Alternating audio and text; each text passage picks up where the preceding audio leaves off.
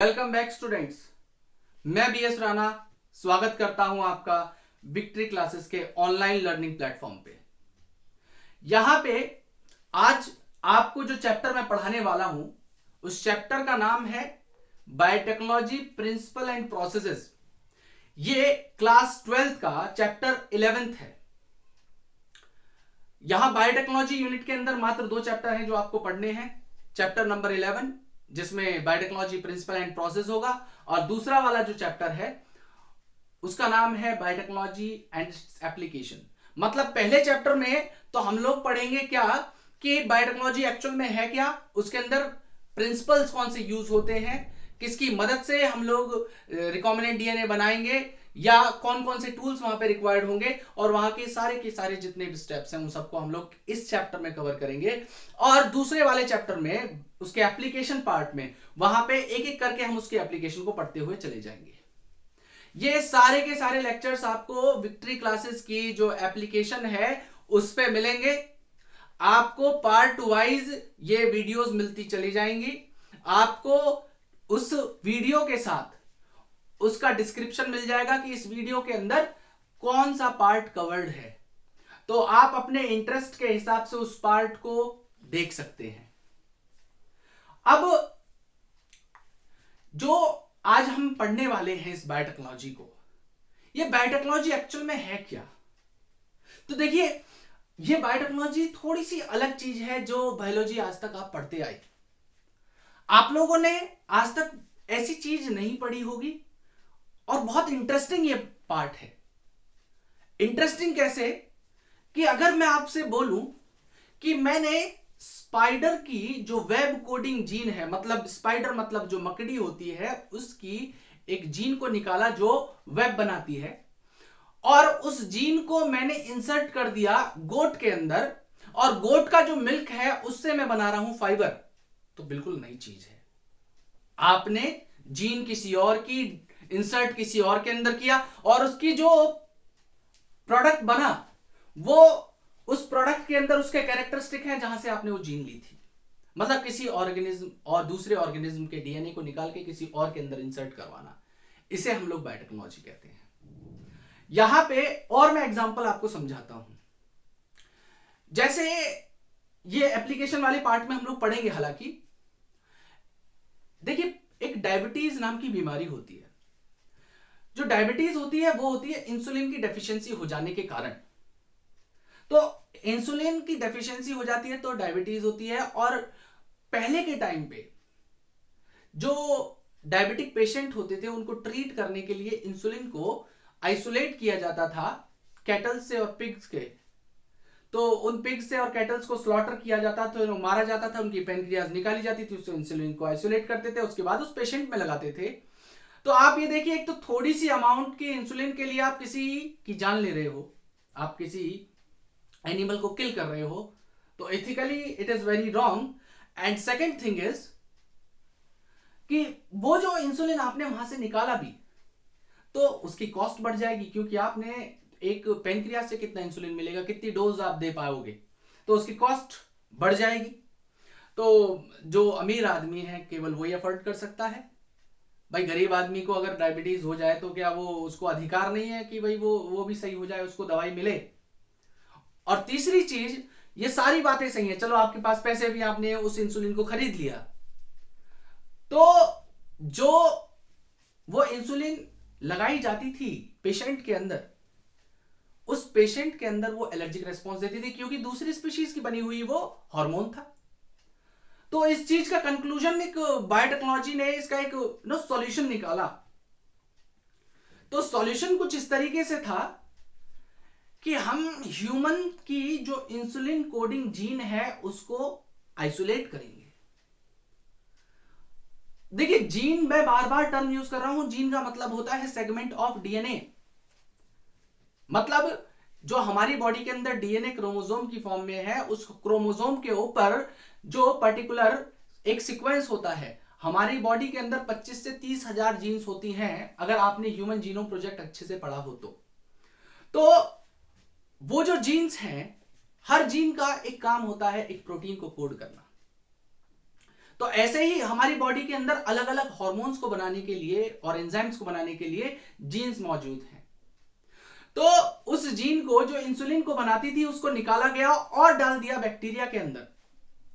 देखिए जीन किसकी, ह्यूमन की, इंसर्ट किसके अंदर किया, बैक्टीरिया के अंदर किया।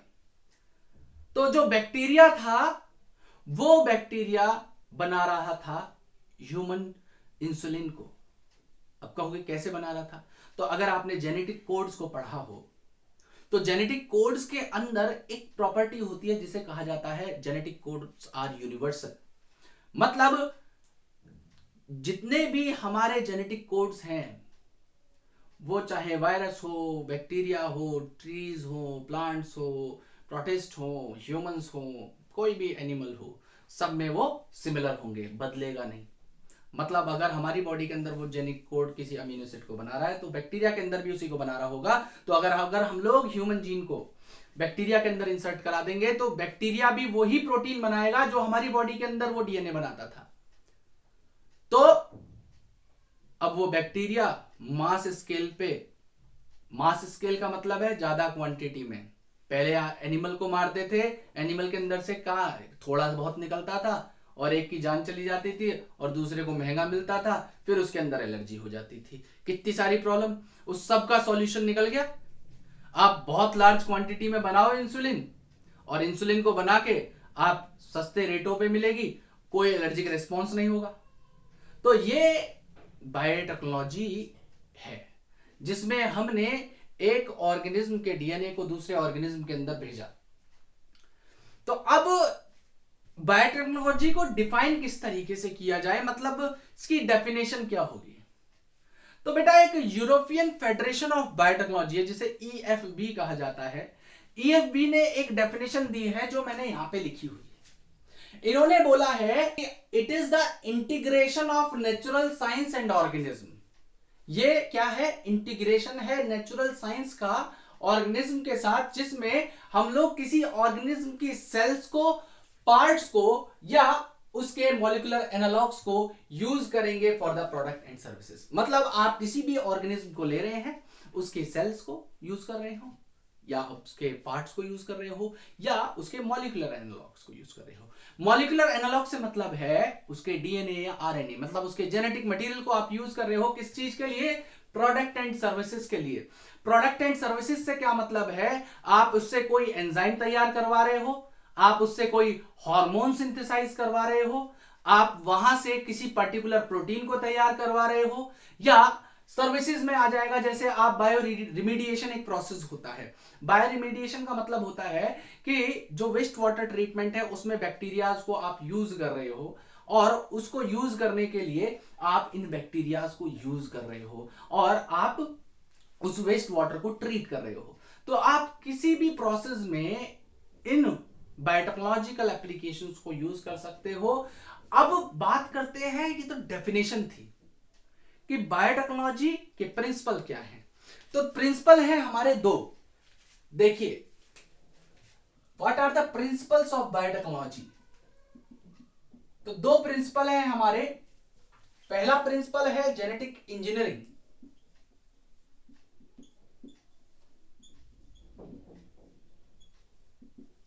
और दूसरा प्रिंसिपल है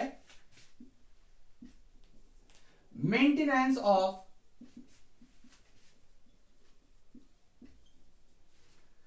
स्टेराइल एम्बियंस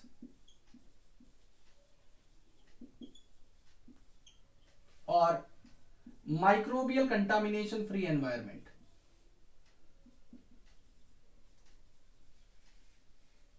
मिनेशन फ्री एनवायरनमेंट।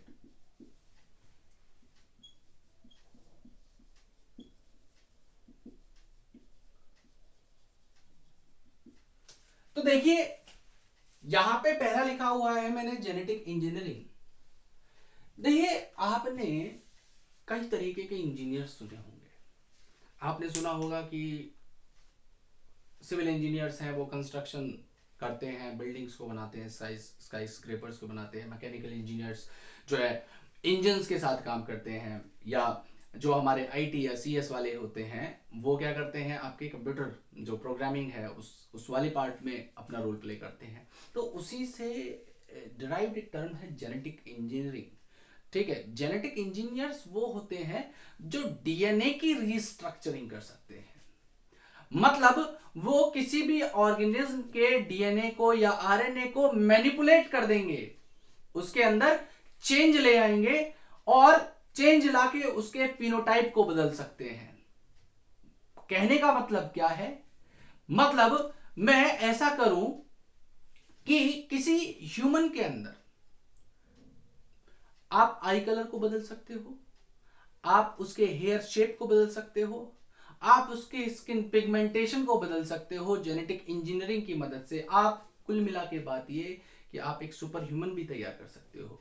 तो जेनेटिक इंजीनियरिंग का मतलब होता है क्या, कि आपने केमिकली ऑल्टर कर दिया किसी के जीनोटाइप को, मतलब उसके डीएनए या आरएनए को आपने रिस्ट्रक्चर कर दिया, ऑल्टर कर दिया। ऑल्टर करने का मतलब बदल दिया, मैनिपुलेट कर दिया, मतलब उसके अंदर चेंज कर दिया। तो जेनेटिक इंजीनियरिंग का मतलब तो आपको समझ में आ गया कि डीएनए की रीस्ट्रक्चरिंग को या उसके मैनिपुलेशन को हम लोग जेनेटिक इंजीनियरिंग कहते हैं। लेकिन दूसरा प्रिंसिपल लिखा हुआ है यहां पे कि maintenance of sterile ambience, microbial contamination free environment. इससे क्या आप समझेंगे? तो देखिए, इसके लिए आपको एक छोटी सी स्टोरी और समझनी पड़ेगी। देखिए, होता क्या है कि हम जब भी कोई बायोलॉजिकल प्रोसेस करते हैं और आप लैब बेस्ड कोई काम करोगे और वहां पे आप किसी डिजायर्ड ऑर्गेनिज्म को ग्रो करना चाहते हो। डिजायर्ड ऑर्गेनिज्म से मतलब क्या है कि यहां पे जब ये काम किया जाता है ना जेनेटिक इंजीनियरिंग वाला, तो यहां पे हम लोग कुछ होस्ट सेल को यूज करते हैं। मतलब फॉर एग्जांपल, आप एक बैक्टीरिया है, बहुत कॉमनली यूज बैक्टीरिया जिसका नाम इकोलाई है, तो उस इकोलाई को यूज किया जाता है ज्यादातर होस्ट के तौर पे। तो उसके लिए आपको क्या करना पड़ता है, उस इकोलाई को ग्रो करना पड़ता है। तो आप सपोज करो आपने उस बैक्टीरिया को ग्रो किया और आपने वहां पे कोई भी जो प्रोटोकॉल्स हैं, बायोसेफ्टी मेजर्स हैं, वो नहीं ले रखे। मतलब वहां पे कोई भी उस लैब में एंटर कर रहा है, वहां बैठ के कोई खाना खा रहा है, कोई हैंड वॉश नहीं करके, मैं ना कोई भी चीज नहीं कर रहा वहां पे। तो उस कंडीशन में क्या होगा कि जो आप बैक्टीरिया ग्रो कर रहे थे उसके साथ कुछ फंगस मोल्ड्स भी ग्रो करेंगी, कुछ वायरसेस भी आ जाएंगे। तो जिसको तो आप ग्रो करना चाह रहे थे वो बैक्टीरिया तो ग्रो करेगा नहीं। अनडिजायरेबल माइक्रो ऑर्गेनिज्म वहां पे बहुत सारे आपको मिलेंगे। तो इसके लिए आपको क्या करना होता है, हमें बहुत सारी चीजों का ध्यान रखना होता है। जब भी आप बायोटेक्नोलॉजिकल जो प्रिंसिपल्स हैं उनके ऊपर काम कर रहे हैं, आप एक रिसर्चर हैं, तो आपको बहुत सारी चीजों का ध्यान रखना है। सबसे पहला प्रिंसिपल क्या है कि जिस सरफेस पे आप काम कर रहे हो उसको अल्कोहल से साफ करो, आप अपने हाथ को अल्कोहल से साफ करो, ग्लव्स पहनो, लैब कोट पहनो। उसके साथ जिस लैब में काम हो रहा है वहां पे रेस्ट्रिक्टेड एंट्री हो, केवल जो पर्सन उस पार्ट में है, जो रिसर्च में है, जो उसके बारे में नॉलेज रखता है, वो ही एंटर करे वहां पे। अननेसेसरी कोई पर्सन एंटर ना करे। वहां पे खाने पीने की चीजों को प्रोहिबिट किया जाए। उसके साथ साथ वहां पे जो एयर भी आए वो फिल्टर्ड एयर आती है, हेपा फिल्टर से छनी हुई हवा, जिसमें कोई भी माइक्रोबियल कंटामिनेशन मतलब अनडिजायर्ड माइक्रो ऑर्गेनिज्म नहीं रहेगा। तो आप जिस बैक्टीरिया के ऊपर आप काम कर रहे हो वही बैक्टीरिया वहां पे ग्रो करेगा, दूसरा कोई नहीं करेगा।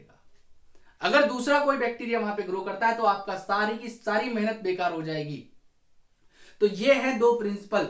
यहां पे पहला वाला तो आपने क्या किया, यहां पे फर्स्ट में जेनेटिक इंजीनियरिंग में तो केमिकली ऑल्टर कर दिया या मैनिपुलेट कर दिया, किसको, जेनेटिक मटेरियल को।